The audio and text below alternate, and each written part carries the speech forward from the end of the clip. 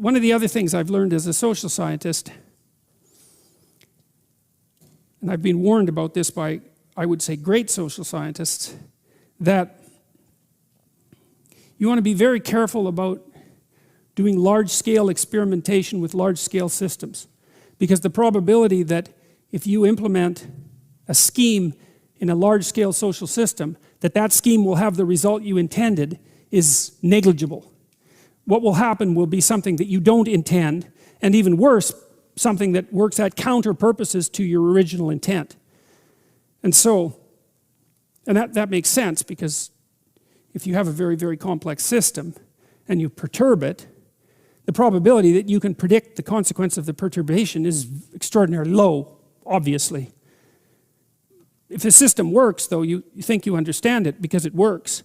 And so you think it's simpler than it actually is.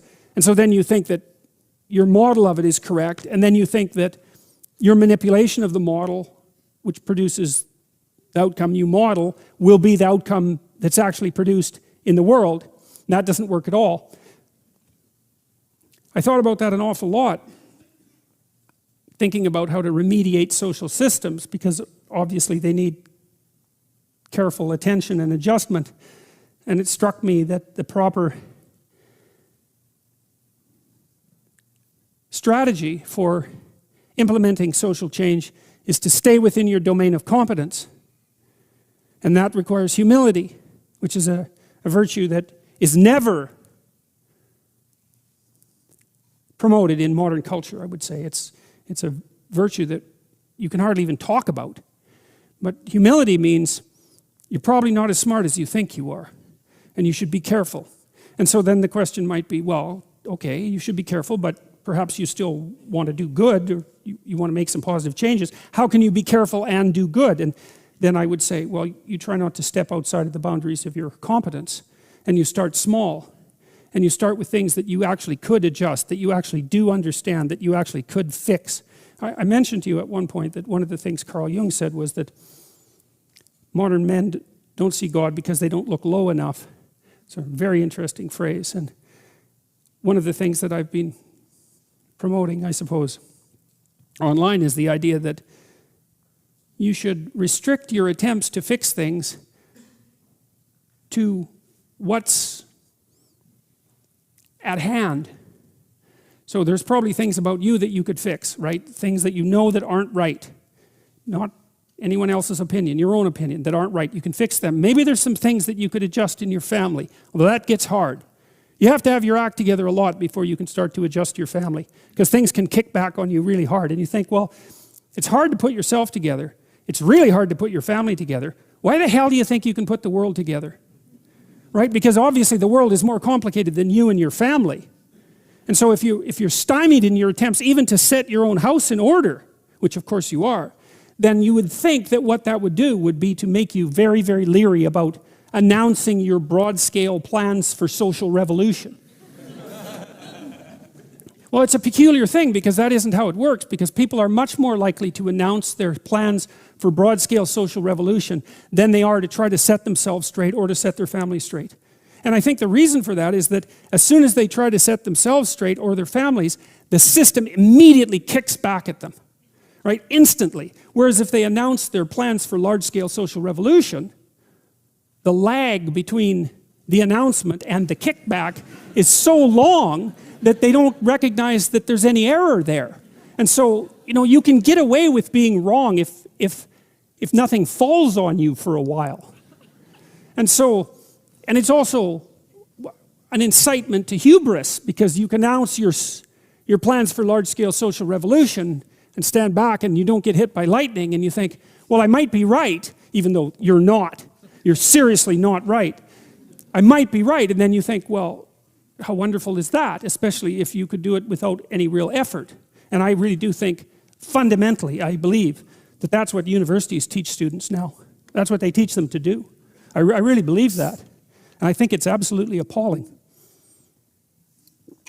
And I think it's horribly dangerous, because it's not that easy to fix things, especially if you're not committed to it. And I think if you're committed, because what you try to do is you try to straighten out your own life first.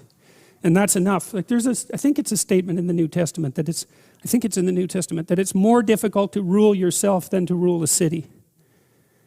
And that's not a metaphor. It's like all of you who've made announcements to yourself about changing your diet and going to the gym every January know perfectly well how difficult it is to regulate your own impulses and to bring yourself under the control of some, what would you say, well-structured and ethical, attentive structure of values.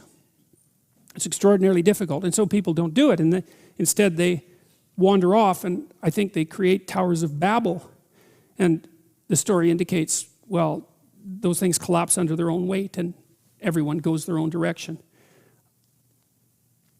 I think I see that happening with the LGBT community.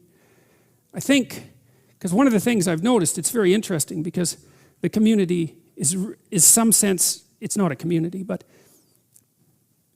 that's a technical error, but it's composed of outsiders, let's say. And what you notice across the decades is that the acronym list keeps growing. And I think that's because there's an infinite number of ways to be an outsider. And so once you open the door to the construction of a group that's characterized by failing to fit into the group, then you immediately create a category that's infinitely expandable. And so I don't know how long the acronym list is now. It depends on which acronym list you consult. But I've seen lists of 10 or more acronyms. And one of the things that's happening is that the community is starting to fragment in its interior, because there is no unity.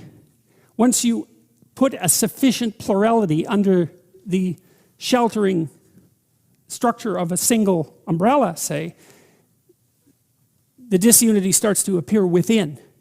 And I think that's also it's a manifestation of the same issue that this particular story is dealing with.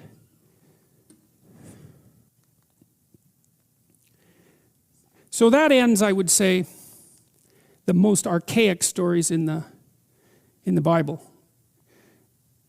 There's something about the flood story and also the Tower of Babel. I think they outline the two fundamental dangers that beset mankind. One is the probability that blindness and sin will produce a natural catastrophe or entice one. That's something modern people are very aware of in principle, right? Because we're all hyper concerned about environmental degradation and catastrophe. And so that's the continual reactivation of an archetypal idea in our unconscious minds, that there's something about the way we're living that's unsustainable and that will create a catastrophe. It's so interesting because people believe that firmly and deeply, but they don't see the relationship between that and the archetypal stories, because it's the same story. Overconsumption, greed, all of that is producing an unstable state, and nature will rebel and take us down, right? You hear that every day in every newspaper and every TV station. It's broadcast to you constantly. And so that idea is presented in Genesis, in the story of Noah. And then the other warning that exists in the stories, one is beware of natural catastrophe that's produced as a consequence of blindness and greed, we'll say. The other is beware of social structures that overreach, because they'll also produce fragmentation and disintegration. And so it's quite remarkable, I think, that at the close of the story of the Tower of Babel, we've got both of the permanent existential dangers that present themselves to humanity already identified.